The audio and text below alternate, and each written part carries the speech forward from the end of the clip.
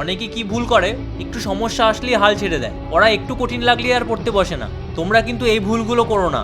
তোমরা যদি কোনো লক্ষ্য নিশ্চিত করো তাহলে সেটা পূরণ না করা পর্যন্ত হাল ছেড়ো না।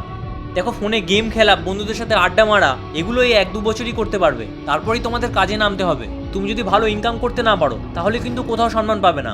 তখন তোমাকে বাইরেও পাত্তা দেবে না আর ঘরেও পাত্তা দেবে না। যাদের কাছে টাকা আছে, যারা জীবনে সফল হয়েছে, তাদের মধ্যে যদি হাজারো দোষ থাকে তবুও মানুষ তাকেই পছন্দ করে। তার খারাপ দিকগুলো নিয়ে কেউ ভাবতেই চায় না, সেগুলো নিয়ে কারো কোনো মাথা ব্যথা নেই। কিন্তু যার কাছে টাকা নেই, মানুষ খুঁজে খুঁজে তার দোষ বার করে। সে হয়তো খুবই ভালো, কখনো কারোর সাথে কিছু খারাপ করে না, কিন্তু মানুষ যেচে পড়ে তার পিছনে লাগে। কেন?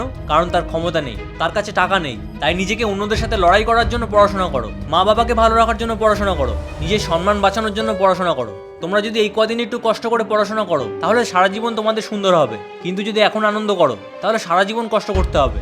পুরো ভিডিওটা দেখতে হলে এই লিঙ্কটা ক্লিক করো।